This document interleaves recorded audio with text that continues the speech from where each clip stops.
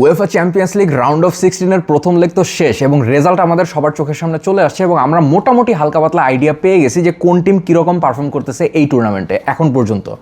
So second leg শুরু হওয়ার আগে চলেন ম্যাচ অ্যানালাইসিস, ডিসকাশন অ্যান্ড কিছু প্রেডিকশন করে আসা যাক যে সামনে কি হইতে যাইতেছে এবং কারা কারা গো থ্রু করবে কোয়ার্টার ফাইনালে এবং কারা কারা ম্যাচ জিতেও হয়তো গো থ্রু করতে পারবে না, এরকমও হইতে পারে।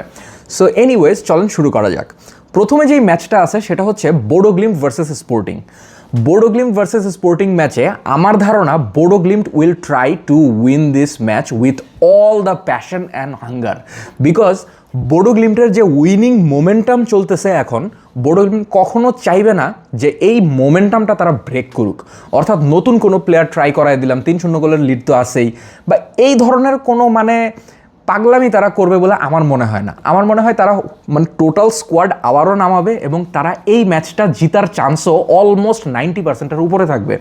এই ম্যাচটা যদি বোডো গ্লিম্ট জিততে নাও পারে তাও ড্র হওয়ার চান্স থাকবে, বাট স্পোর্টিংয়ের জিতার খুব একটা চান্স আমি এই ম্যাচে একেবারেই দেখি না। সো আমার ধারণা এই ম্যাচে বোডো গ্লিম্ট আবারও জিতবে এবং তাদের মেন্টালিটি এখন একটা ডিফারেন্ট ডাইনামিক্সে আছে আসলে। Second match PSG versus Chelsea. PSG versus Chelsea ম্যাচে PSG will win once again এবং সেটা চেলসির মাঠেই। চেলসির মাঠে পিএসজি আরও একবার জিততে যাইতেছে এবং আমার মনে হয় পিএসজি এই ম্যাচে 2-1 আপনার ইয়াং জেনারেশনের প্লেয়ার ট্রাই করে দেখতে পারে, যেহেতু তারা অলরেডি 3-0 গোলের লিড নিয়ে আছে, 5-2 খেলা শেষ করছিল ফার্স্ট লেগে। সো ওই অনুযায়ী তারা কিছু নতুন প্লেয়ার 2-1 হয়তো ট্রাই করে দেখতে পারে অথবা নাও পারে, because PSG defending champion team এবং তারা কখনোই হারতে চাইবে না এবং প্রত্যেকটা ম্যাচই তাদের জন্য একটা টেস্ট। সো মোরাল টেস্টেরও একটা ব্যাপার আছে। আপনি যখন কন্টিনিউ জিততে থাকেন, আপনি যখন হারেন না সহজে, তখন কিন্তু আপনার মোরাল অনেক বেশি হাই হয়ে যায় এবং নেক্সট ম্যাচ যার সাথেই হোক আপনার জিতার চান্সও অনেক বেশি বাইরে যায়। সো এই যে এই মোমেন্টামগুলো যেগুলো বোডো গ্লিম্ট পাইছে, আপনার পিএসজি পাইছে, সো এরা এই মোমেন্টামটা হারাইতে চায় না। সো এই হারাইতে না চাওয়ার কারণে তারা সবগুলা ফার্স্ট 11-এর টপ ক্লাস প্লেয়ারগুলাই নামায় এবং আবারও জিতার ট্রাই করে সেকেন্ড লেগেও। সো আপনি চিন্তা করেন সেকেন্ড লেগে যদি পিএসজি ধরেন আবার 1-0, 2-0, 5-0 গোলেও জিতে চেলসির সাথে, তাইলে কি ওদের কোনো লাভ আছে? ওরা তো ওই সেকেন্ড রাউন্ডে যাইতেছি, তারা তো আর ওই গোলের জন্য এক্সট্রা টাকা পাইতেছে না বা এক্সট্রা কোনো কিছু পাইতেছে না, বাট স্টিল তারা এই ম্যাচটা জিতার ট্রাই করবে এবং they will go all in against Chelsea. But চেলসিরও হালকা পাতলা চান্স থাকবে, বাট চেলসির যেই সবচেয়ে বড় দুর্বলতার জায়গাটা আমি দেখছি সেটা হচ্ছে চেলসির সেন্টার ব্যাক পজিশন। চেলসির সেন্টার ব্যাক পজিশনগুলা চ্যাম্পিয়ন্স লিগের যে স্ট্যান্ডার্ড, ওই স্ট্যান্ডার্ড আসলে মিট করে না। বিকজ আপনি খেয়াল করে দেখেন ফোফানা, তারপর আপনার চালোবা, এইসব যদি আপনার সেন্টার ব্যাক হয় তাহলে ভাই আপনি চ্যাম্পিয়ন্স লিগে কোনো টিমের এগেনস্টে আসলে কোয়ালিফাই করতে পারবেন না। এবং আমার মনে হয় যদি এই ফোফানা চালোবারে বাদ দিয়ে চেলসি যদি আপনার থিয়াগো সিলভা, দেন আপনার স্বর্গীয় রামোস, সার্জিও রামোসের কথা বলতেছি, সো এইসব প্লেয়ার, ভেটেরান প্লেয়ার, বয়স্ক প্লেয়ার, এদেরকে যদি মনে করেন যে ফ্রিতে দলে নিয়ে আসতো এবং শুধু চ্যাম্পিয়ন্স লিগগুলো খেলাই দিত, যে চ্যাম্পিয়ন্স লিগের ম্যাচগুলোই তোরা খেলবি, আরগুলো খেলার দরকার নেই, প্রিমিয়ার লিগে আমরা নর্মাল অন্য নর্মাল সাধারণ যাদের দিয়ে খেলাই তাদের দিয়ে খেলাবো। সো এটাও যদি চেলসি করতো তাইলেও আমার মনে হয় তারা চ্যাম্পিয়ন্স লিগে আরও ভালো পারফর্ম করতে পারতো। এই ম্যাচে আমার ধারণা ক্লিয়ার উইনার পিএসজি এবং খাতা কলমেও তারা স্ট্রং, বাট এইখানে যদি আপনি বলেন অঘটন হওয়ার কোনো চান্স আছে কিনা, আই ডোন্ট থিঙ্ক সো। 3-0 গোলের লিডে আছে পিএসজি। সো এইখানে আপনার পিএসজিরে নক আউট করে চেলসি অলৌকিক কিছু ঘটায় দেওয়া পরের রাউন্ডে চলে যাবে, এরকম হওয়ার একেবারে 0% chance. Third match Leverkusen versus Arsenal. Leverkusen versus আর্সেনালের ম্যাচটা খুব বেশি ট্রিকি হইতে যাইতেছে এবং আমার মনে হয় না আর্সেনাল এটা অনেক বড় মার্জিনে জিততে পারবে। আর্সেনালের জিতার চান্স এটাতে অনেক বেশি থাকবে, বিকজ আমি লাস্ট তাদের যে পারফরমেন্স দেখছি এভারটনের এগেনস্টে আপনার প্রিমিয়ার লিগে, ওই রকম একটা পারফরমেন্স যদি তারা দিতে পারে না আপনার লেভারকুসেনের এগেনস্টে, তাইলে ওরা 100% জিতবে। এবং আমি চাই আর্সেনাল কালাফিওরিকে ভাই খেলাক। কালাফিওরি ইজ বিস্ট, আমি বলবো ইটালিয়ান ডিফেন্ডার, ওরে আমার খুবই ভালো লাগছে এবং ও যতগুলা ম্যাচ খেলে ততগুলাতেই ও মনে করেন উপরে নিচে ডানে বামে সব জায়গায় ভালভের্দে টাইপের হয়ে যায়, বুঝছেন, কাইন্ড অফ। সো এনিওয়েজ ব্যাপারটা হচ্ছে আপনার, আমি এখানে আর্সেনালরেই আগায় রাখবো, বাট স্টিল বুন্দেসলিগার টিম লেভারকুসেন কিছু বলা যায় না, ওরা একেবারে ওয়াইল্ড ফুটবল খেলে। ধরেন লেভারকুসেনের যদি আর্সেনাল প্রথমে একটা গোল দিয়ে দেয়, এরপরে লেভারকুসেন পুরো তুফান তুলে ফেলবে খেলার মধ্যে, এবং এরপরে ওরা হয় আরও গোল খাবে, আর নাইলে গোল দিয়ে আর্সেনালরে একদম নক আউট করে বাসায় পাঠিয়ে দিবে, এরকম কিছু একটা হইতে পারে। বাট আর্সেনালের ডিফেন্সের উপর আমার যথেষ্ট ভরসা আছে। সো আমি মনে করি প্রিমিয়ার লিগে যতগুলো টিম আছে এবং যতগুলো ডিফেন্সিভ লাইন আছে সেগুলোর মধ্যে আর্সেনালের defensive line is the one of the strongest defensive line among all the teams. So আমার ধারণা আর্সেনালের ডিফেন্সিভ লাইন আর্সেনালের মানে অ্যাস সেভ করে ফেলবে শেষ পর্যন্ত। এনিওয়েজ, এরপরে চলেন আসি most interesting match, Manchester city against Real Madrid. City versus Real Madrid, এই ম্যাচটা প্রেডিক্ট করা খুবই ডিফিকাল্ট। এবং এই ম্যাচের আগে যদি আমাকে আপনি জিজ্ঞেস করেন যে এই ম্যাচের রেজাল্ট কি হইতে যাইতেছে এবং কারা কোয়ালিফাই করবে, তাইলে আমার অ্যান্সার হইবে দুই রকম। ধরেন এই ম্যাচটা সিটি জিততে পারে 1-0, 2-0, 2-1 এরকম স্কোর লাইনে, বাট কোয়ালিফাই কে করবে? Real Madrid. Because Real Madrid already 3-0 গোলে আগায় আছে, এবং রিয়াল মাদ্রিদের এগেনস্টে আমার মনে হয় না আজ পর্যন্ত মানে এরকম ঘটছে কখনো যে ওরা 3-0 গোলে লিড নিয়ে ফার্স্ট লেগে আগায় আছে এবং সেকেন্ড লেগে যায় ওই লিড কাভার করে অন্য কোনো টিম টপকায় ওদের পরের রাউন্ডে চলে গেছে। এরকম আমার মনে হয় না কখনো হয়েছে। আমি স্ট্যাটিস্টিক্সটা আসলে কখনো রিসার্চ করে ওইভাবে দেখি নাই, বাট আমার এরকম আমি শুনিও নাই কখনো, আর মানে এরকম জানা মতে আমার নাই আসলে।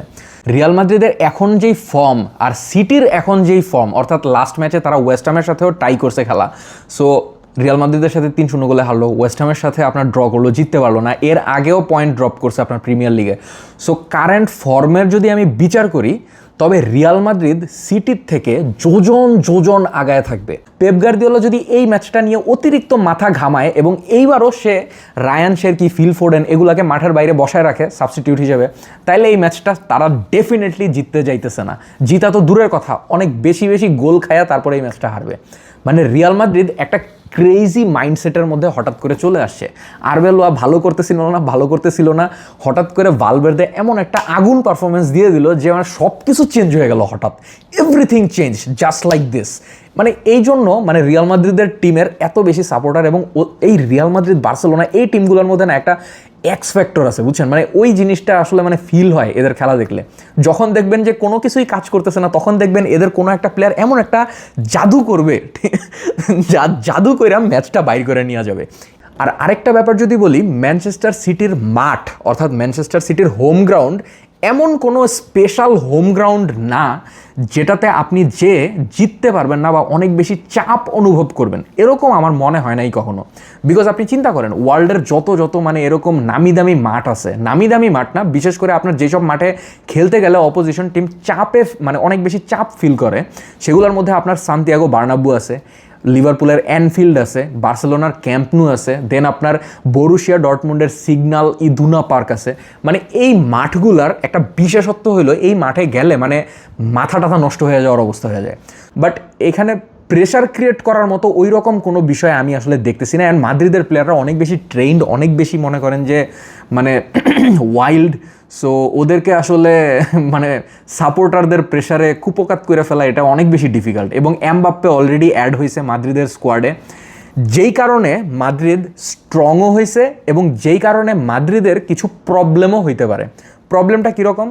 ভালভের্দে যেই হারে আপনার অ্যাটাকে উঠতেছিল এতদিন পর্যন্ত, যখনই এমবাপ্পে খেলা শুরু করবে আপনি 100% শিওর থাকেন ভালভের্দে ওই রেঞ্জে আর অ্যাটাকে উঠবে না।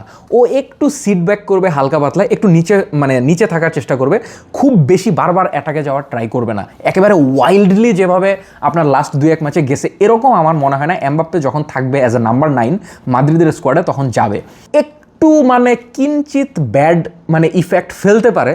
কারণ ভালভের্দে এখন যেই ফর্মে আছে, ভালভের্দেকে উচিত একটা ফ্রি রোল দিয়ে দেওয়া, যেরকম আপনার লিওনেল মেসি বার্সেলোনাতে ছিল ফ্রি রোল, গ্যারেথ বেল টটেনহামে ছিল ফ্রি রোল, ঠিক আছে, যেইখানে মন চাইতেছে যাইতেছে, যা খুশি তা করতেছে। এরকম একটা রোল যদি ভালভের্দেকে দিয়ে দেয়, তাইলেই আমার মনে হয় আরবেলোয়া সবচেয়ে বেশি বুদ্ধিমানের কাজ করবে। এবং নট জাস্ট এই ম্যাচে, রেস্ট অফ দ্য সিজন যদি অলৌকিক কিছু ঘটে যায়, তাইলে হয়তো ম্যানচেস্টার সিটি এই ম্যাচে একটা কামব্যাক দিতে পারে।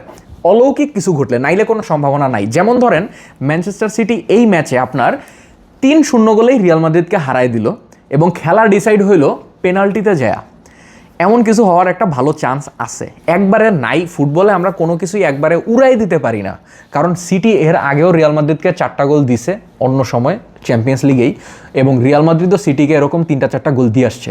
সো এদের মধ্যে যে একটা সম্পর্ক না, এই সম্পর্কটাকে আসলে খুব সুন্দরভাবে আপনি ডিফাইন করতে পারবেন না ওইভাবে যে এটা তো এই করবে, এটা তো ওই করবে, মানে এরকম আসলে বলা যায় না ক্লিয়ারলি। সো কী হইতে যাইতেছে, anything can happen, but still আমার যেটা স্ট্রং ফিলিং আসতেছে that is Real Madrid will win this match by 3-1 or 2-1 maybe, or maybe more, but Real Madrid is not gonna lose I think. এরপরে আসি বার্সেলোনার ম্যাচে। এই ম্যাচটা এগেনস্ট নিউক্যাসল অনেক বেশি ট্রিকি হইতে যেতেছে বার্সেলোনার জন্য, বিকজ নিউক্যাসলের প্লেয়ারদের যে ফিজিক্যাল স্ট্রাকচার ওইটা বার্সেলোনাকে অনেক বেশি ভোগাবে। বার্সেলোনার প্লেয়ারদের যে ভাই ফিজিক্যাল স্ট্রাকচার ওইটা হয়েছে আপনার মনে করেন যে লকা, একেবারে মনে করেন যে ছিমছাম, মানে ধৈঞ্চার মতো কিছুটা, বুঝছেন।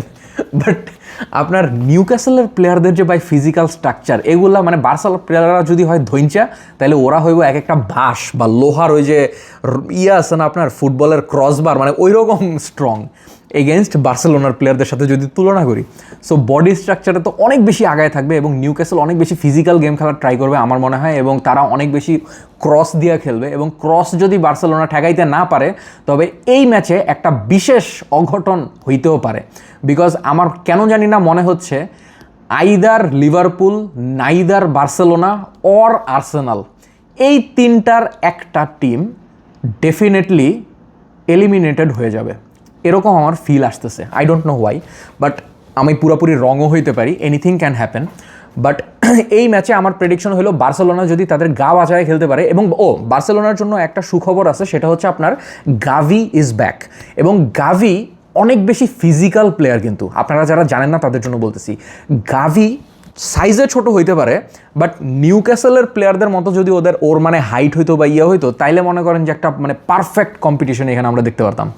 গাভি অনেক বেশি ফিজিক্যাল, এবং আমার মনে হয় হানসি ফ্লিকের অবশ্যই উচিত হবে গাভিকে নিউক্যাসলের এগেনস্টে খেলানো, বিকজ এরকম একটা ফিজিক্যাল প্লেয়ার আপনি একটা ফিজিক্যাল টিমের এগেনস্টে বসায় রাখলে আসলে হবে না। সো ওই অ্যাঙ্গেল থেকে চিন্তা করলে এই ম্যাচে আমার প্রেডিকশন হলো Barcelona will win by 2-0 or 1-0, মানে খুব কম মার্জিনে, নট যে একেবারে 4-0, 5-0, 3-0, মানে এরকম মানে বড় স্কোর লাইন এই ম্যাচে আমার মনে হয় না আমরা দেখতে পারবো। খুব শর্ট কোনো একটা স্কোর লাইন, মানে খুব মানে মিনিমাম মার্জিনে বার্সেলোনা এই ম্যাচটা বাইর করে নিতে পারে। ইভেন এই ম্যাচটা আপনার পেনাল্টি কিকে পর্যন্ত যাওয়ার একটা হিউজ পসিবিলিটি কিন্তু আছে নিউক্যাসলের এগেনস্টে বার্সেলোনার। সো দেখা যাক কি হয়। এরপরে আছে আপনার গ্যালাতাসারাই ভার্সেস লিভারপুল, এবং এই ম্যাচে লিভারপুলের জন্য খুবই ডিফিকাল্ট একটা কম্পিটিশন দিবে গ্যালাতাসারাই, এবং আমার মনে কেন জানি না হইতেছে Galatasaray will knock out Liverpool ultimately. I don't know why. খেলাটা কিন্তু অ্যানফিল্ডে, এটা আমি মনে রাখছি, এটা আপনাদের বলে দিতে হবে না, এটা আমার মনে আছে। খেলাটা অ্যানফিল্ডে হবে লিভারপুলের মাঠে, এবং Liverpool will get a huge advantage, কারণ অ্যানফিল্ডে যখনই খেলা হয় তখন লিভারপুল একটা ডিফারেন্ট মানে রূপ ধারণ করে। বাট স্টিল আমার কেন জানি না মনে হইতেছে লিভারপুল যদি ওই যে আপনার লাস্ট যে খেলা খেলছে প্রথম লেগে গ্যালাতাসারাইয়ের এগেনস্টে ওই রকম যদি ভুল করে, অর্থাৎ লিভারপুলের যে পরিমাণ ল্যাক অফ কনফিডেন্স লিভারপুলের যে পরিমাণ ল্যাক অফ কনফিডেন্স ফিনিশিংয়ে যায়, সো ওইটা যদি কন্টিনিউ হয় তাইলে Liverpool is definitely gonna lose this match. এবং লিভারপুল এই ম্যাচটা জিততে পারার পেছনে কিছু ব্যাপার আছে, যেমন ধরেন আপনার লিভারপুল যদি প্রথম থেকে কোডি গাকপোরে খেলায়, কোডি গাকপো, তাইলে লিভারপুলের জিতার চান্স অনেক বেশি বাইরে যাবে। আর আমার কেন জানি না মনে হইতেছে লিভারপুলে আপনার মোহাম্মদ সালাহর টাইম শেষের দিকে চলে আসছে, এবং সালাহকে আমরা আসলে যেভাবে চিনতাম এতদিন এই সিজনের আগেও ওই প্রাইম সালাহকে আমরা আর দেখতে পাচ্ছি না, এবং এইটা লিভারপুলের জন্য একটা বড় ড্রব্যাক। এবং সালাহর জায়গায় আমার মনে হয় অ্যানগোমা নামের একটা ইয়াংস্টার প্লেয়ার আছে, ও খুবই ভালো খেলে, ওরেও একটা ট্রাই দেওয়া যেতে পারে, অথবা ফ্রিম্পংরেও খেলাইতে পারে আমার মনে হয় আর্নে স্লট। সো দেখা যাক কী হয়, আমি জানি না, বাট কেন জানি না মনে হইতেছে Galatasaray will knock out Liverpool in this match, এবং Galatasaray will qualify for the next round.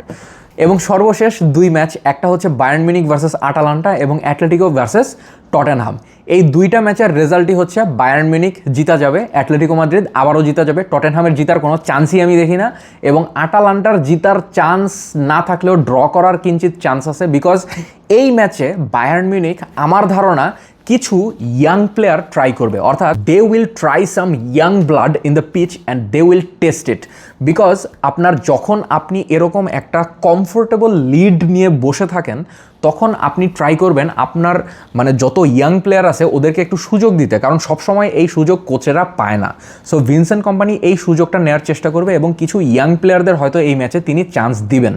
পুরা মানে স্টার্টিং 11-এ যেসব প্লেয়াররা খেলে যেমন মাইকেল অলিজে, আপনার ডিয়াজ, হ্যারিকেন, মুসিয়ালা, সো এই অ্যাটাকিং লাইন আপের মধ্যে 2-1টা চেঞ্জ আপনি দেখতে পারবেন মাস্ট। এবং এই অ্যাটাকিং চেঞ্জটা হবেই আপনার বেসিক্যালি তারা যে কমফোর্টেবল পজিশনে বসে আছে 6-1 গোলের লিড নিয়ে এই কারণে, এবং তারা কিছু ইয়াং প্লেয়ার ট্রাই করবে। যদি তারা দেখা যাইতেছে যে লাস্টে যা ড্র হয়ে যেতেছে বা হাইরে যেতেছে তখন ওরা হয়েছে আপনার ফার্স্ট 11-এর প্লেয়ারগুলোর নামাবে 2-1টা। সো এই ম্যাচটা বায়ার্ন মিউনিখই জিতবে আমার যতদূর ধারণা, এবং Atletico Madrid will win once again against Spurs. স্পার্সের ইনজুরি ক্রাইসিস শেষই হইতেছে না এবং এটা আরও লম্বা হইতেছে লিস্ট। কুটি রোমেরও খুব সম্ভবত ইনজুর্ড হয়ে গেছে। স্পার্সের আসলে কিছু করার নাই, মানে ওরা এত বড় একটা ইনজুরি ক্রাইসিসের মধ্যে দিয়ে যাইতেছে, ওদের আসলে কিছু করার নাই। আমার মনে হইতেছে আরও একবার Atletico Madrid will win. So এই ছিল আজকের মতো analysis, prediction and discussion. So আপনাদের কি মনে হয় কোন কোন ম্যাচের রেজাল্ট নিয়ে, Barcelona, Real Madrid, Manchester city, Newcastle, Chelsea, PSG, কোনটা নিয়ে কি মনে হয় বোডো গ্লিম্ট স্পোর্টিং? সো সবগুলোর প্রেডিকশন অ্যানালাইসিস আপনারা আমার কমেন্ট বক্সে ড্রপ করতে পারেন। সো আমি এসে দেখব এবং আমি খেলা যখন শেষ হবে তখন এসে আবার চেক করবো যে কারা কারা রাইট বলছিলেন, কারা কারা রং বলছিলেন। So thank you so much for watching this video. Have a nice day.